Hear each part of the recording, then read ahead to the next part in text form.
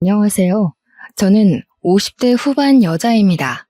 이렇게 사연을 쓰게 된 것은 제 운명이라고 생각했던 사람이 최악의 추태로 저를 구렁텅이에 빠뜨린 사연을 말해드리고 싶기 때문입니다. 저는 사랑이라 생각했던 남편에게 배신을 당했지만 그 후에 다시 생각지도 못했던 인연을 만났습니다.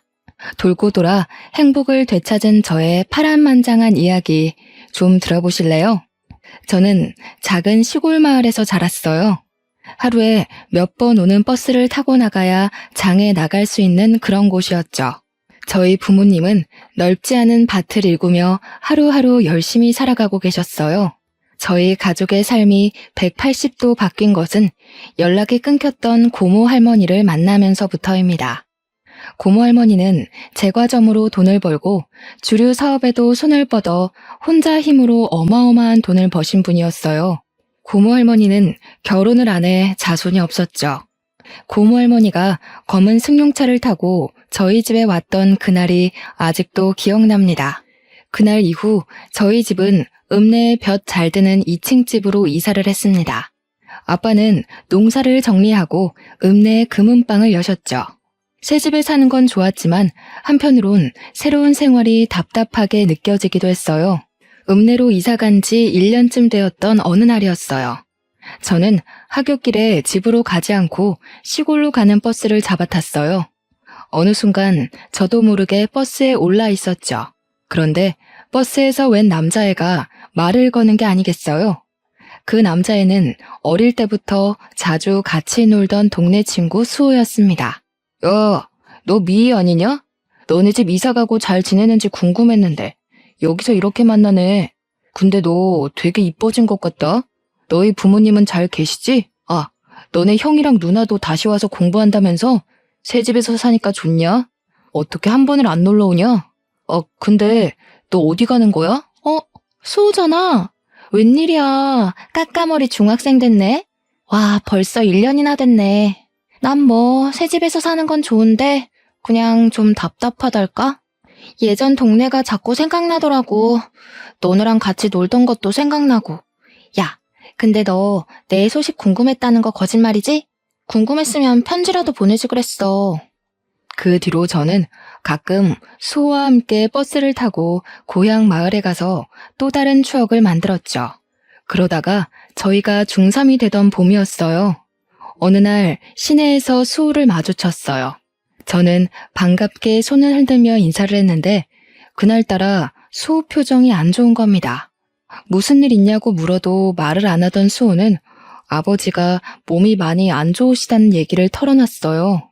수호네 아버지는 예전부터 기침을 많이 하셨는데 최근 들어 기침이 심해지고 앓아 눕는 날이 많아졌다는 거였습니다. 읍내 병원에 가봤더니 더 큰 병원에 가봐야 할 것 같다고 했다는 거예요. 그런데 집안에 돈이 없으니까 당사자부터가 치료할 의지가 없다는 거였습니다. 저는 그날 처음으로 아빠에게 부탁이란 걸 해봤어요. 수호네 아버지가 많이 아픈 것 같은데 좀 도와줄 수 없겠냐고요. 아버지는 검사를 제대로 받을 수 있는 대학병원을 알아봐 주시고 치료비도 대주셨습니다. 한 동네에서 가족같이 살던 사람들인데 모른 척할 수 없다면서요. 검사 결과는 안타깝게도 폐암이었습니다. 병원 치료에도 별로 차도를 보이지 못했죠. 수호 어깨가 축 처져 있는 걸 보니 마음이 아프더군요. 그렇게 1년이란 시간이 또 흘렀어요. 그런데 어느 날 수호가 저희 학교 앞에 찾아온 게 아니겠어요? 저한테 고맙다는 말을 하는데 웬일인지 애가 입술을 꼭 깨물면서 말하더군요. 미희야, 너한테는 정말 뭐라고 할 말이 없다. 너희 집에 빚진 거 내가 어른 되면 꼭 다 갚아줄게. 우리 가족 도와줘서 정말 고마워. 내가 커서 돈 벌면 꼭 너랑 너희 아버지에게 보답할게. 우리 수연이도 내가 꼭 공부시켜서 너희 가족한테 보답하라고 할 거야. 야, 너는 무슨 말을 그렇게 섭섭하게 하냐? 우리 사이에 빚 같은 게 어딨어. 우리 아빠도 가족이다 생각하고 도와주시는 거라 했으니까 신경 쓰지 말고 아버지 낫게 할 생각이나 해. 네가 그랬잖아. 정신만 똑바로 박혀있으면 못할 일이 없다고. 열심히 노력하면 네 아버지 낫게 할 수 있을 거야. 그러니까 힘내. 저도 눈물이 나는 걸 꼭 참느라 괜히 씩씩한 척 큰 소리를 쳤어요. 수호랑 저는 그렇게 가만히 서서 한참이나 서로를 쳐다보고 있었습니다. 그리고 그 뒤로 저는 다시는 수호를 볼 수 없었어요. 얼마 뒤 토요일에 제가 꽃을 들고 병원에 찾아갔는데 수호 아버지가 보이지 않았어요. 어제 갑자기 퇴원을 했다는 거였습니다. 저는 깜짝 놀라 수호네 집으로 가봤습니다. 불 꺼진 집에는 아무도 없었어요. 그리고 지나가던 동네 어르신에게 수호네 가족이 그동안 여기저기 진 빚을 이기지 못하고 야반 도주를 했다는 사실을 들었어요. 저는 그 자리에서 주저앉고 말았습니다. 시간은 잘도 흘러 저는 고등학생이 되었습니다. 저는 궁금한 것도 하고 싶은 것도 많은 17살이었죠.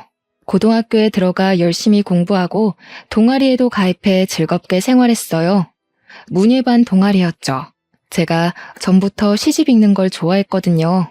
거기서 좋아하는 남자도 생겼죠. 같은 문예반 활동을 하던 1살 선배였어요. 시도 잘 쓰고 음악에 대해서도 잘 아는 멋쟁이 선배에게 저는 푹 빠졌어요. 어느 날 방과 후에 시집을 보다가 말을 튼 이후로 선배와 저는 급속도로 가까워졌죠. 이 사람이 저랑 결혼까지 해버린 남자입니다. 저희는 수험 기간 동안 서로를 격려하며 건전하게 관계를 이어갔습니다. 그런데 제가 고2였고 선배가 고3이 될 때 선배 아버지가 보증 섰던 것이 잘못되어 선배의 집이 망하고 말았어요. 저는 당연히 대학에 가게 되어 있었지만 선배는 집안 사정 때문에 결국 대학을 포기하고 군대를 가겠다고 하더군요. 그때는 그를 많이 좋아하고 있었기 때문에 그의 사정이 안타깝기만 했어요. 저는 열심히 공부해 서울에 있는 유명 대학 국문과에 입학했고 군대에 있는 남자친구와 연애를 이어갔습니다. 2년 반 동안 매일매일 편지를 쓰다시피 하고 도시락을 싸가지고 다니면서 면회도 갔습니다. 대학교에 가서 멋진 남자들이 들이대도 눈이 돌아가는 게 아니라 대학교도 못 가고 군대에서 고생하는 남자친구가 애달프게만 느껴졌죠. 그러는 동안 아빠는 오래전에 사둔 땅들이 도시개발로 땅값이 올라 더 큰 부자가 되었고 사업을 더 크게 하게 되었습니다. 그렇게 세월이 지나 남자친구가 전역하게 되었어요. 저는 아직 대학교 2학년이었는데 그가 전역한 지 며칠 안 되어 결혼하자는 말을 하는 겁니다. 너무 사랑하는 사람인 건 맞지만 아직 학생인데다 그와 결혼할 만큼 확신이 선 건 아니라서 저는 당황하고 말았어요. 내가 군대에서 많이 생각을 해봤는데 난 네가 아니면 안 될 것 같아.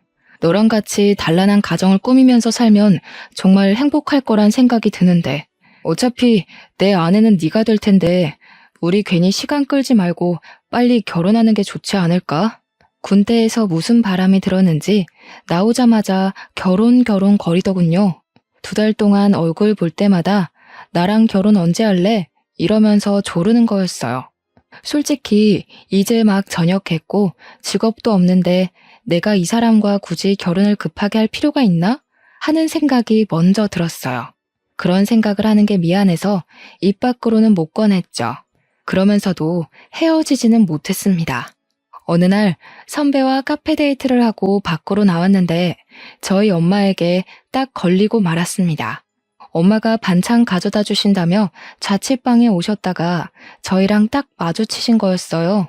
이 모든 건 아빠 귀에 들어갔고 아빠로부터 불호령이 떨어졌습니다. 저는 꼼짝없이 선배를 데리고 집으로 갔습니다.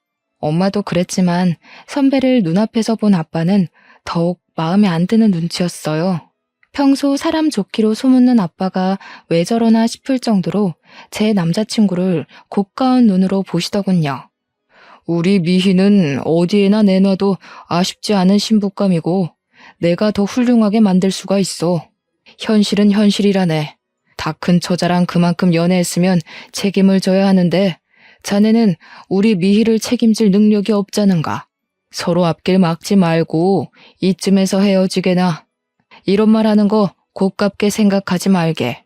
이렇게 기우는 결혼은 결혼 후가 더 힘들어질 수가 있어. 연애라는 게 누가 반대하면 더 애틋해지는 법이잖아요. 저는 부모님이 그럴수록 선배와 헤어지고 싶지 않다는 마음이 강해졌어요. 자식 이기는 부모 없다고 하죠.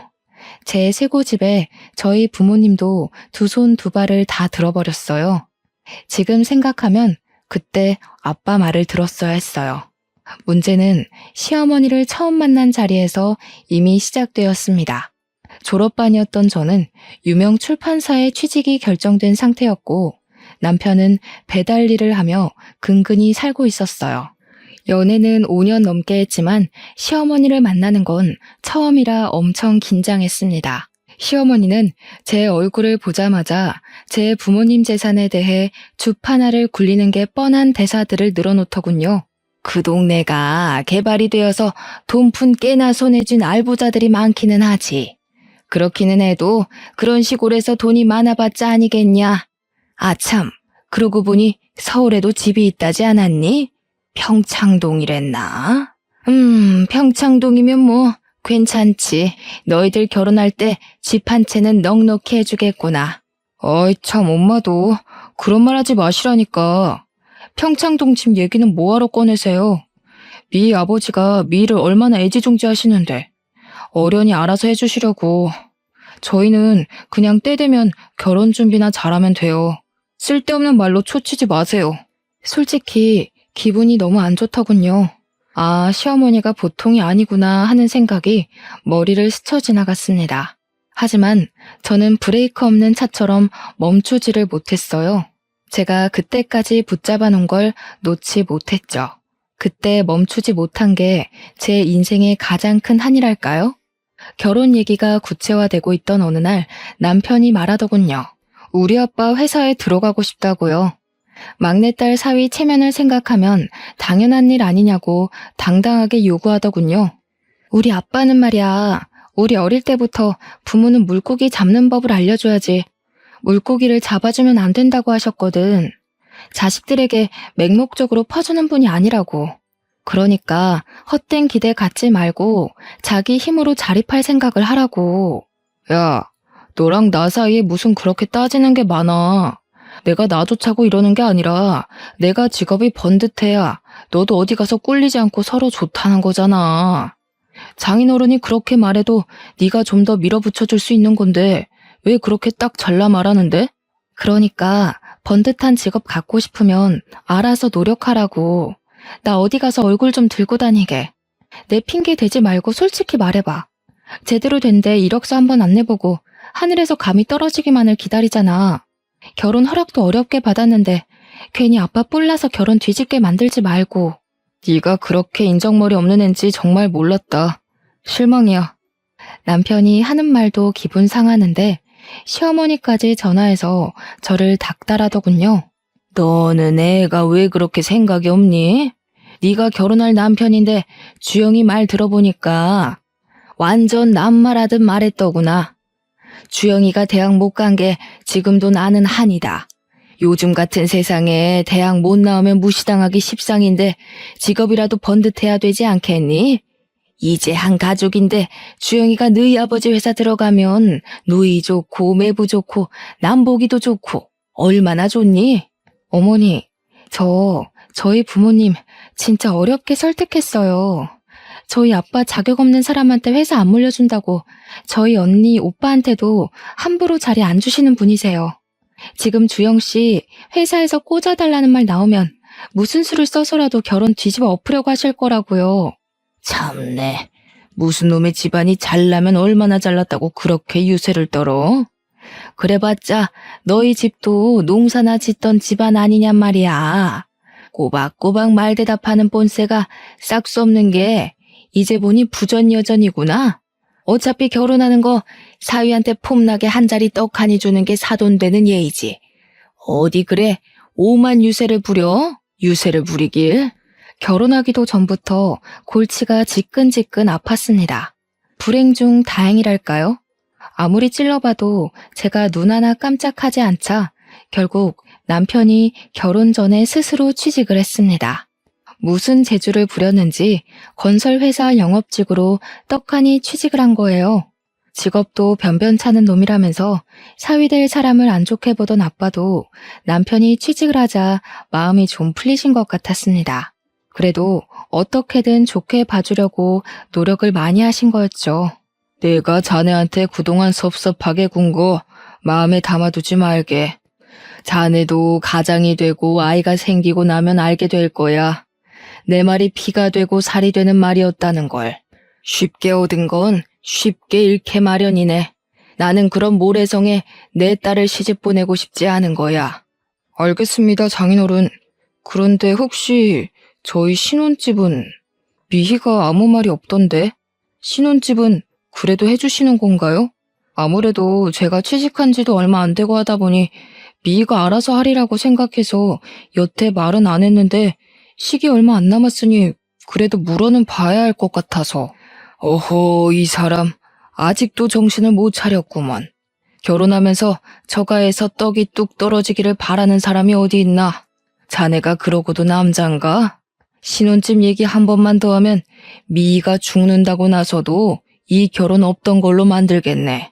아빠는 저를 불러 말씀하셨어요. 미희야, 진짜 이 결혼 해야겠니?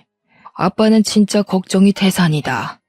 저렇게 책임감 없는 놈이랑 결혼해서 네가 혹시나 안 좋은 꼴 당하지는 않을지. 결혼식이 한 달 앞으로 다가온 시점이었죠. 솔직히 말해서 그 시점에서는 청첩장도 다 돌렸겠다. 결혼을 돌린다는 건 있을 수 없는 일처럼 보였어요. 너무 걱정하지 마세요, 아빠. 그 사람 말만 그렇게 하지. 또 자기 할 일 알아서 하는 거 보셨잖아요. 제가 앞으로 그런 생각 못하도록 잘 얘기하고 보필할게요. 원래 그런 사람 아닌데 집안 형편이 갑자기 힘들어져서 그런 거니까 조금만 이해해 주세요. 아직 경험이 적어서 그렇지 지금까지처럼 제가 옆에 있어주면 잘 헤쳐나갈 수 있는 사람이라고 생각해요. 아빠의 걱정스런 얼굴을 뒤로하고 저는 결혼식을 올렸습니다. 신혼생활은 나름대로 즐거웠어요. 시어머니가 틈만 나면 귀따갑게 불평하는 것만 빼면요. 아이고, 어떻게 된 놈의 집안이 예의란 건 밥 말아 처먹었다니? 이게 날로 먹겠다는 거지 뭐야?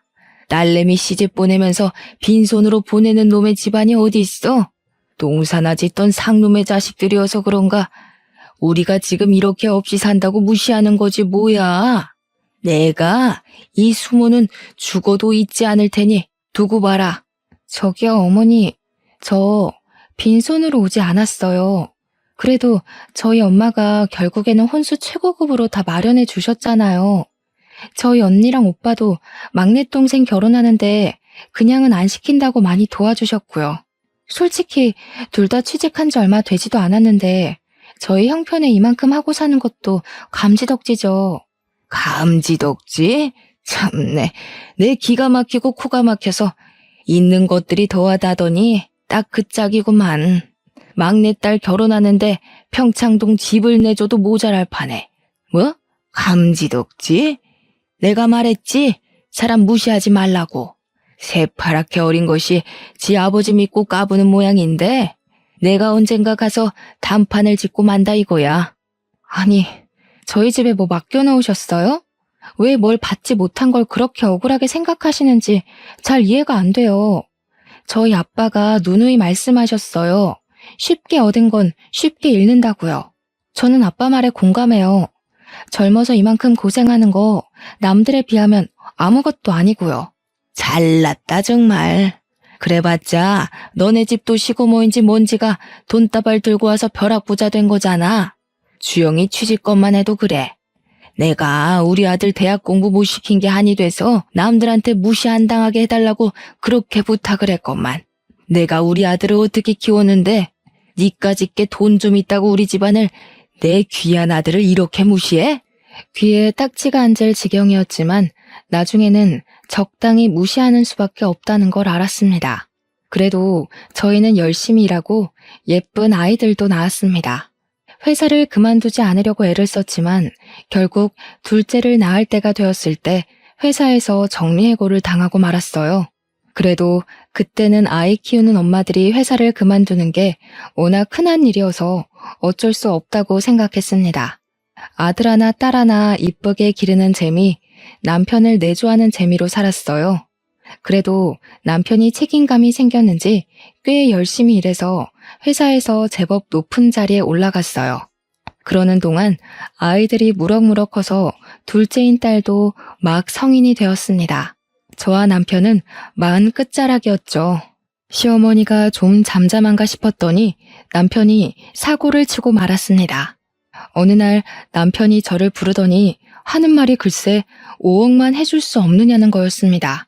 저는 황당해서 입을 떡 벌리고 말았어요. 5억? 5억이 어디 애들 장난이야? 당신 지금 그걸 말이라고 하는 거야? 당신이 도대체 5억이나 되는 돈이 어디에 어떻게 필요한데? 말을 꺼냈으면 똑바로 설명을 해야지. 나 지금 꼭 필요한 데가 있어서 그래. 나 살리는 셈 치고 한 번만 빌려주라.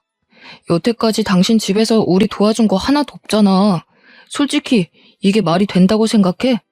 친구들은 처가가 잘 사니까 우리도 처가 덕보고 돈 걱정 하나도 없이 사는 줄 아는데 나는 허구한 날 돈돈거리면서 살았다고. 우리 집 덕을 하나도 못 봤다고? 좀 잠잠하다 했더니만 덕을 못 보긴 왜 못 봐. 당신 용종 수술할 때 수술비, 준영이 유럽 여행 갈 때 여행비, 이번에 세영이 대학 등록금까지 아빠랑 언니 오빠들이 알게 모르게 다 내주고 있는 건 왜 입을 싹 닦아 왜? 그 정도로는 만족이 안 돼? 결국 큰돈을 뜯어야 속이 시원하다는 거야? 아니 그게 아니고 당신 집이 그렇게 부잔데 나는 돈에 죽고 돈에 울면서 치사하게 살아왔다 이거지. 솔직히 당신 집에는 5억 정도는 아무것도 아니잖아. 당신은 내가 불쌍하지도 않아? 어쩜 그렇게 인정머리가 없어? 장인어른이나 당신이나 똑같아. 남편 아니 애들 아빠 살리는 셈 치고 5억만 해주라 제발. 내가 이렇게 빌게. 남편은 제 앞에서 무릎 꿇고 빌기까지 했어요.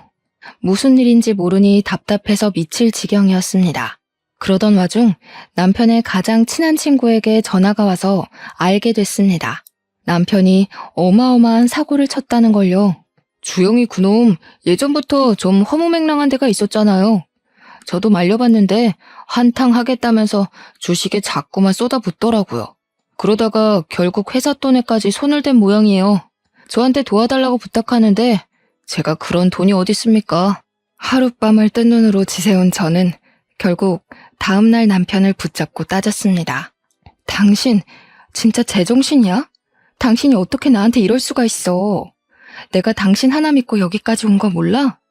준영이, 세영이 아직 대학 졸업도 못했는데 애들이 알면 뭐라고 그러겠어. 애들 보기 부끄럽지도 않아? 나는 여태까지 애들한테 정직하게 열심히 살면 뭐든 할 수 있다고 가르쳤어. 당신이 그걸 다 망친 거야. 그런 범죄를 저질러서. 그래, 내가 회사 돈에 손 좀 댔다. 됐어. 어쩔래? 마누라는 25년 내내 처갓집 돈이라고는 구경도 못하게 만들지. 내가 열받아서 회사 돈이라도 좀 건드려봤다. 어쩔래? 내가 오죽하면 그랬겠니? 내가 오죽 열받았으면 그랬겠냐고. 뭐야? 처가 돈 못 뜯어먹는 게 열받아서 회사 돈에 손을 댔다는 거야? 그게 무슨 해괴망측한 논리야. 당신이랑 당신 어머니는 어쩜 그렇게 논리가 한결같이 거지근성이야? 왜 우리 집에 돈을 맡겨놓기라도 한 것처럼 돈 못 받는다고 핏대를 세우고 억울하기까지 하다는 거냐고. 그래, 억울하다 억울해. 내가 너같이 재미없는 여자랑 살면서 처가 독도 하나 못 본 게 아주 억울해서 미칠 지경이다. 난 말이야, 솔직히 네가 처음에만 그러는 거지 시간 지나면 당신이 바뀔 줄 알았어. 부잣집 아가씨니까. 내가 벌어오는 쥐꼬리만한 월급 가지고 쪼개고 쪼개면서 살림 꾸릴 줄 누가 알았냐고. 이럴 거면 내가 당신이랑 왜 결혼해? 내가 진짜 바보였네. 당신 같은 남자 믿고 열심히 살아온 내가 지금은 저 사람이 못나게 굴어도 힘들어서 그러는 거다 하면서 어떻게든 이해해 주려고 애쓴 내가 바보였어. 그날 저는 남편에 대한 모든 희망을 버렸습니다. 그러거나 말거나 남편은 매일같이 자기 좀 살려달라고 저를 닥달했어요. 모르는 체 하고 싶었지만 아빠가 감옥이라도 가면 애들이 받게 될 충격이 두려워 결국 아빠에게 도움을 청했습니다. 아빠, 준영이 아빠가 지금 좀 일이 생겼나 봐요. 보증을 잘못 써가지고 그걸 얼른 갚아야 하는데 혹시 아빠가 조금만 도와주시면 안 될까요? 그런 놈이랑 결혼해서 아빠한테 이런 부탁까지 해야 한다는 게 치가 떨렸지만 애들을 생각하면 가만히 있을 수가 없었습니다. 그런데 아빠는 제 말을 듣고도 별 말씀을 안 하셨어요. 나중에 알게 된 거지만 그때 아빠 사업이 어려워져 부도 위기에 몰린 거였어요. 게다가 엄마가 나에게 말을 못 하셨는데 아빠는 가난 말기라는 선고까지 받은 상황이었죠. 그때 아빠 마음이 얼마나 딱하셨을까요? 저는 뒤늦게 그 사실을 알고 아빠를 붙잡고 펑펑 울었습니다. 그리고 남편은 곧 싸늘해졌습니다. 저희 아빠 회사가 어려워졌다는 걸 알게 된 거죠. 그 이유를 곧 알게 됐습니다. 저한테는 말도 안 걸던 사람이 이제는 대놓고 어떤 여자와 통화를 하더군요. 그 여자는 남편이 고객을 접대하려고 자주 데려갔던 룸살롱의 사장이었습니다. 남편이 일 때문에 룸살롱에 드나든다는 건 알고 있었지만 영업하는 사람이니 어쩔 수 없기도 하고 크게 걱정하지는 않았어요. 남편이 자기는 그런 여자들 더럽기만 하다면서 거저 줘도 안 먹으니 걱정 말라고 큰 소리를 쳤거든요. 그런데 알고 보니 남편은 그 더럽다는 여자랑 군대에 있을 때부터 그렇고 그런 사이였던 거였습니다. 이 새벽에 어딜 가서 안 들어오나 하고 베란다로 나가보니 남편이란 작자는 스피커까지 켜놓고 룸살롱 마담이랑 통화하고 있었습니다. 저는 조용히 휴대폰 녹음기를 켜서 그 통화를 녹음했어요. 혜은아, 나는 진짜 너밖에 없어. 마누라는 아무짝에도 쓸모가 없어. 내 사랑은 25년 전이나 지금이나 한결같이 너밖에 없다는 거 알지? 이렇게 아무것도 못 뜯어낼 줄 알았으면 처음부터 그냥 너랑 결혼할 걸 그랬어. 나 이제 진짜 더 이상 그 여자랑 살 이유 없어. 계획은 다 틀어졌지만 이제 상관없어. 얼른 이혼하고 너랑 같이 살 거야. 남편이 그 여자랑 하는 말을 들으니 온몸에 소름이 돋았어요. 귓가가 윙윙거리고 그 자리에서 쓰러질 것만 같았지만 무슨 말을 하는지 제 귀로 똑똑히 들어야 했습니다. 알고 보니 군대 갔다 와서 저한테 들이댄 것도 저한테 콩고물이라도 얻어서 그 여자한테 갖다 바치려고 그런 거였더군요. 뜯어낼 거 다 뜯어내서 그 여자에게 새 장가들 심산이었던 거였습니다. 아니, 그 여자는 자기 남편이 감옥 가게 생겼다는데도 아무것도 안 해준다는 거야? 나 같으면 내 장기를 팔아서라도 어떻게든 돈을 마련해주겠다. 자기는 어떻게 그런 여자랑 25년이나 살았어? 그러게나 말이야. 그 옆엔 내가 다른 건 몰라도 애들을 끔찍하게 생각하는 사람이니 애들 아빠가 감옥 가게 생겼다고 하면 아빠를 팔아서라도 뭐라도 해줄 줄 알았지. 괜히 거짓말해준 홍석이한테만 미안하게 됐지 뭐야. 하여튼 그 옆엔 애도 독한 여자라니까. 아, 됐어. 자기, 나 돈 많이 버는 거 몰라? 5억? 그까짓 돈 나 하룻밤에도 버는 사람이야. 그 옆엔 애랑은 차원이 다르다고. 자기 하나 정도 책임지는 거 일도 아니니까 걱정 말고 나한테 와. 이제 나도 자기랑 좀 편하게 쉬고 싶네. 역시 능력 있는 여자가 좋구먼. 집에서 바가지 긁을 줄이나 아는 옆엔 애랑은 차원이 다르지 그럼. 거리 우먼이 최고라니까. 내가 처음부터 알아봤어야 하는 건데. 다음날 아침 저는 뻔뻔하게 식탁 앞에 앉은 남편에게 밥 대신 어젯밤 통화의 녹음을 틀어줬습니다. 독한 년, 네가 그딴 식으로 하니까 너한테 정을 줄래도 줄 수가 없는 거야. 치가 떨리는 년. 더 이상 내려갈 바닥도 없었습니다. 그래도 아이들 아빠이기에 그때까지도 저는 끝장을 보고 싶지는 않았어요.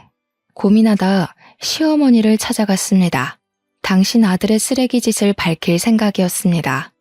그런데 시어머니가 자기가 먼저 선수를 치는 게 아니겠어요? 너희 집 망했다면서? 그렇게 유세 부리더니 꼴 좋지 뭐야. 내 그럴 줄 알았다니까. 우리 아들 도와주지도 못하는 며느리는 이제 필요 없다 이거야. 솔직히 너한테 볼 게 돈 많은 친정밖에 더 있었니? 우리 주영이는 훨씬 더 능력 있는 여자 만날 수 있다고 내가 누누이 말했지? 능력 있는 새며느리 들어오면 나야 좋지. 당신 아들이 그래요? 능력 있는 여자 새로 만날 거라고? 그래. 능력 있는 커리어우먼 만난다길래 내가 그러라 그랬다. 진즉에 그랬어야지. 인생에 하등도 만들고 툭하면 바가지나 긁는 옆에 내를 뭐 좋다고 수십 년이나 데리고 살아? 지네 돈은 지네 돈이라고 움켜쥐고 한 푼도 안 주려고 부들부들 떨더니 잘 됐지 뭐. 이제 서로 갈 길 가면 되는 거 아니냐? 그 여자가 커리어우먼이라고요? 어머니, 그 여자 무슨 일 하는지 몰라서 그러시는 거죠? 당신 아들이 결혼 전부터 술집 다니면서 사귄 여자라고요. 자기 입으로 그렇게 더럽다고 저도 안 먹는다고 멸시하던 그런 여자라고요. 그래도 좋으시다는 거예요? 진짜 애들 아빠가 그런 여자랑 붙어 먹어도 괜찮으시냐고요. 아이고 참네. 요즘 같은 세상에 직업에 귀천이 어디 있나. 개같이 벌어서 정승같이 쓴다는 말이 괜히 있는지 알아? 그리고 너 그거 아니? 주영이 회사에 넣어준 것도 그 여자가 해준 거. 너는 아무리 부탁해도 안 들어준 걸 그 여자는 한 방에 해결해준 거란다. 이제 무슨 말인지 알겠지? 알아들었으면 내 아들 앞길 막지 말고 썩 꺼지거라. 남편이 룸살롱 마담이랑 그렇고 그런 사이란 걸 안 순간부터 저한테 돈 뜯어내려고 그런 거짓말까지 꾸며냈다는 걸 알았을 때도 저는 어떻게든 이성을 잃지 않으려고 노력했습니다. 저는 엄마이고 저에게는 지켜야 할 가정이 있으니까요. 하지만 시어머니가 뱉어내는 천박한 말들을 듣고 있자니 인간적인 선을 넘지 않으려고 저 혼자 아무리 발버둥 쳐봐야 될 일이 아니라는 걸 깨달을 수밖에 없었습니다. 시어머니는 다 알고 있었던 거예요. 남편이 결혼 전부터 바람 피운 것부터 돈 뜯어내서 세장가 가려고 저랑 결혼한 것까지 그 어머니의 그 아들이라고 부끄러운지도 모르고 모든 걸 제 탓으로 돌리고 있더군요. 아픈 아빠한테는 사실대로 말할 수가 없었어요. 엄마에겐 말할 수밖에 없었지만 병원에 있는 아빠 모르게 이혼 소송을 준비했습니다. 김서방은 왜 안 오냐면서 할 말이 있다고 남편을 찾는 아빠 때문에 저는 입술을 깨물며 눈물을 참아야 했습니다. 그래도 이혼 소송은 제대로 진행되고 있었어요. 저를 우습게 여긴 남편이 조심성 없이 상간녀랑 통화한 덕에 남편 귀책 사유로 이혼 소송을 했죠. 아이들에겐 미안했지만 아이들을 위해서라도 그런 사람과는 연을 끊어야 했어요. 애들이 성인이긴 해도 아직 어렸지만 숨기려 해봤자 더 상처만 받을 것 같아 억지로 숨기려 하지는 않았습니다.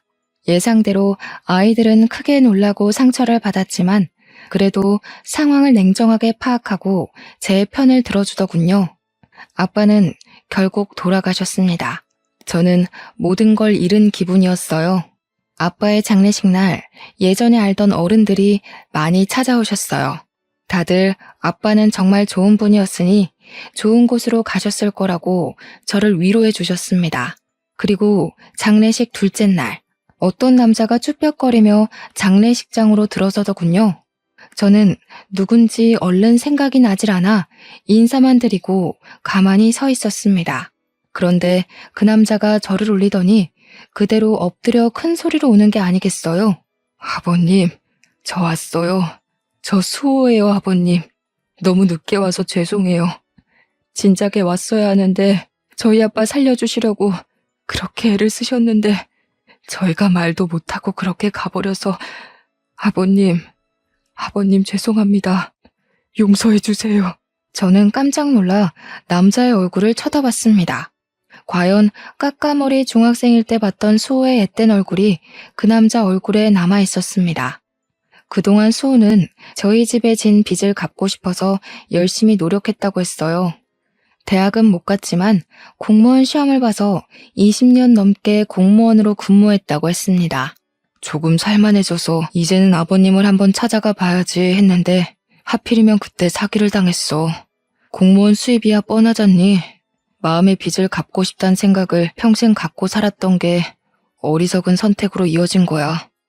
너무 힘들었어. 그래도 아버님 이렇게 돌아가실 줄 알았으면 그때라도 와봤어야 하는 건데 내가 또 평생 못 갚을 빚을 지고 말았구나. 에이, 수호야. 그건 가족처럼 생각해서 도와준 거니까 빚이라 생각 안 해도 된다고 아빠가 그러셨는데 평생 담고 있었다니. 너희 그렇게 가고 어떻게 지내는지 너무 걱정되고 궁금했는데 또 그런 일 당했다니 마음이 안 좋네. 그래도 여기까지 와줘서 고마워. 아빠도 가시면서 네 얼굴 볼 수 있어서 기뻐하실 거야. 그래도 그게 꼭 나쁜 일만은 아니었던 게 사기당하고 나서 퇴직하고 퇴직금으로 장사를 시작했거든. 심기일전해서 죽기 살기로 했더니 장사가 엄청 잘 되어가지고 지금은 빚도 다 갚고 얼마 전엔 제법 높은 건물도 하나 샀잖니. 이제라도 너희 가족한테 받은 거 돌려주려 했는데 너무 늦어버렸지만 너한테라도 오늘 갚고 싶다, 미희야. 수호는 저희 집 사정이 안 좋아진 데다 제가 남편에게 배신당해 이혼한 걸 알고는 무척 가슴 아파했습니다. 한사코 거절해도 그때 받은 걸 갚고 싶다면서 저한테 선물을 줘야겠다고 했어요. 그렇게 수호가 저에게 준 선물은 옛날에 아빠가 금은방을 하던 바로 그 건물이었습니다. 진짜 이렇게까지 안 해도 되는데 수호야, 이 은혜를 어떻게 갚지? 너는 평생 마음에 빚을 안고 살았다면서 나한테 똑같이 빚을 안겨주는구나. 너야말로 빚이라고 생각하지 마. 너희 가족한테 받은 거 생각하면 이것도 아무것도 아니야. 마음 같아선 더 큰 건물 주고 싶다고 그때 우리 아빠 아프고 나서 자꾸 빚만 늘어가지. 빚쟁이들이 틈만 나면 집에 들이닥쳐서 협박하지.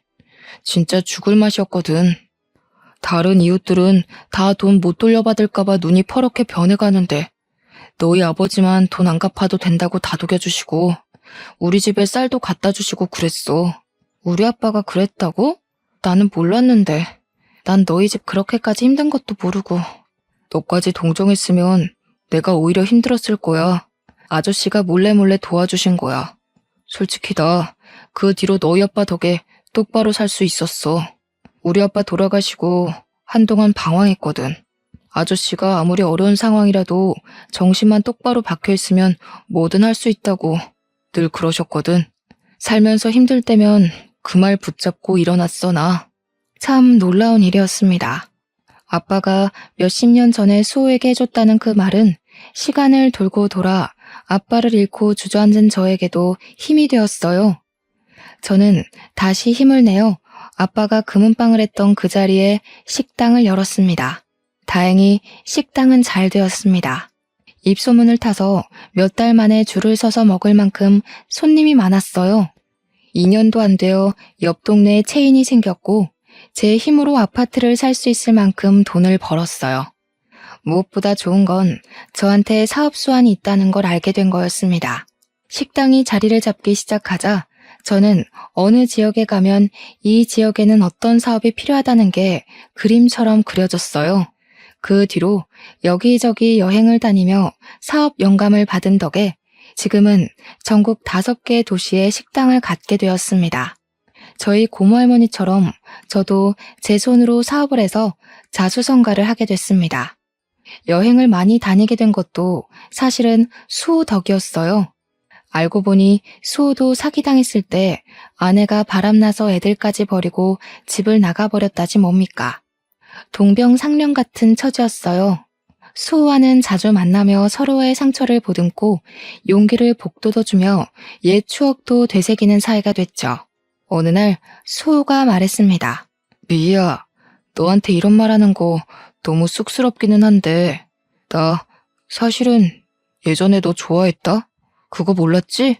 우리가 그때는 아무것도 몰라서 이렇게 많은 시간을 보내고서야 만나게 됐지만 나는 너랑 있으면 어릴 때로 돌아간 것 같이 편하고 좋아. 너만 괜찮으면 우리 남은 인생 서로 보듬으며 함께 하면 어떨까 싶은데. 저도 사실 수호랑 있으면 어린아이가 된 것처럼 마음이 편해졌거든요. 저에게 힘이 되어주고 제 아픔에 더 아파해주는 수호의 손을 기꺼이 잡았습니다. 각자 사업도 꽤 안정이 되었겠다. 아이들도 다 커서 취직했겠다. 저희는 시간 날 때마다 여행을 다니며 여생을 즐기기로 한 거죠. 몇 년이 걸린 이혼 소송에도 결국 승소해 위자료로 아파트 한 채 값을 받게 되었어요. 결혼 생활 동안 재산 증식에 기여한 것이 인정된 것이죠. 판결이 나고 얼마 지나지 않아 남편은 초췌한 몰골로 저를 찾아왔습니다. 능력 있는 여자 만나서 떵떵거리고 살겠다던 자신만만한 태세는 다 어디 가고 자기가 지금 죽게 생겼으니 한 번만 도와줄 수 없냐면서 저를 붙잡고 늘어지는 게 아니겠어요. 알고 보니 룸살롱 마담에게는 사실혼 관계인 조직폭력배 애인이 있었던 거였습니다. 그 여자는 깡패 애인과 사이가 잠깐 안 좋았을 때 전 남편을 데려다 살림을 차린 거였고요. 잘못 걸려도 한참 잘못 걸린 거죠. 이 사실을 안 깡패 애인은 노발대발해서 전 남편을 끌고 갔습니다. 실컷 얻어맞은 전 남편은 자기가 잘못한 거 돈으로 갚을 테니 목숨만 살려달라고 빌어 거래 아닌 거래에 지장을 찍었다는 겁니다. 능력 있는 여자 만나서 5억쯤은 별거 아니라더니 그 여자 때문에 그보다 훨씬 더 큰 빚을 지게 된 거였어요. 정말이지 내가 저런 어처구니 없는 남자랑 살았구나 하는 생각이 다시금 들지 않을 수 없었습니다. 이야, 내가 너한테 이런 말할 면목이 없는 거 아는데, 나도 아는데, 나 진짜 이거 안 갚으면 언제 어떻게 될지 몰라. 제발 나 좀 한 번만 살려주라 제발. 너 돈 많이 벌었다며? 너는 돈 없어도 다시 일어날 능력이 있잖아. 나는 솔직히 이제 아무것도 없어. 애들 아빠 살리는 셈 치고 아직도 더러운 입으로 애들 우는할 힘이 남은 걸 보니 당신은 아직도 멀었네. 준영이랑 세영이가 그러더라. 아빠도 아빠 같아야 아빠지. 엄마 속여먹고 등쳐먹은 더러운 인간은 아빠가 아니라고. 요즘 애들은 부모라고 무조건 편들어주고 그러지 않아. 내가 그러지 말라고 해도 아빠랑 연 끊자고 자기들이 먼저 그러더라. 시어머니까지 연락해 여태까지 안 도와줬으니 이제는 한번 도와주라고 말도 안 되는 소리를 짓거렸습니다. 아무리 그래도 애들 아빠인데 어쩌면 애들까지 너 닮아서 인정머리 없고 싹수가 없니? 너 이제 돈 많다며. 지금껏 못 쌓은 덕 쌓는 셈 치고 애들 아빠 한 번만 도와줘라. 걔가 그 나이에 무슨 재주로 그 큰 돈을 만드니? 어머니, 전 그 사람이 못나게 굴어도 전 상황이 어려워서 그런 거려니 조금 있으면 괜찮아지겠거니 했어요. 그런데 아니더라고요. 제가 이해해주면 할수록 그 사람은 점점 더 최악의 인간이 되더군요. 이제 보니 그런 인간 쓰레기 만드는데 어머니가 톡톡히 공을 세우셨네요? 어머니도 그러지 마세요. 그거 자식 위하는 거 아닙니다. 애들은 그 인간 상종도 말라는데 저는 전 남편이란 인간에게 똑똑히 한마디 해줬습니다. 우리 아빠가 그러셨거든. 아무리 힘들어도 정신만 똑바로 차리면 뭐든 할 수 있다고. 솔직히 당신 같은 쓰레기가 정신을 차릴 수 있을진 모르겠지만 자기가 싼 똥은 자기가 치우는 거라는 망고의 진리를 이제라도 배워. 배움에는 때가 없는 법이라잖아. 이제라도 배워서 제발 죽기 전에 한 번이라도 사람 구실하면서 살아. 그게 당신의 마지막 살 길이야. 이제는 정말 아무 걱정 없이 사업은 사업대로, 사랑은 사랑대로, 탄탄대로입니다. 얼마 전에는 제 아들이 결혼할 여자를 데려와 상견례 자리에 지금의 남편 수호와 함께 나갔습니다. 저희는 식은 안 올렸지만 혼인신고를 하고 부부로 살고 있습니다. 저의 가장 든든한 지지자인 남편은 이제 제 아이들 아빠 노릇을 톡톡히 해주고 있답니다. 똑같이 어려운 상황에서 대학에 못 갔지만 자기 힘으로 노력해서 일어난 멋진 새로운 아빠가 아이들에게 생긴 거죠. 제 이야기는 여기까지입니다. 제 첫 결혼은 최악이었지만 지금은 정말 행복한 삶을 살고 있어요. 처음부터 서로를 알아봤으면 좋았을걸. 전 남편이라는 쓰레기 때문에 너무 먼 길을 돌아왔네요. 하지만 저는 후회하지 않아요. 아이들이라는 좋은 선물도 받았고 아픔을 딛고 일어나는 법도 배웠으니까요. 이렇게 뒤늦게라도 찾은 행복을 여러분께 조금이라도 나눠드리고 싶네요.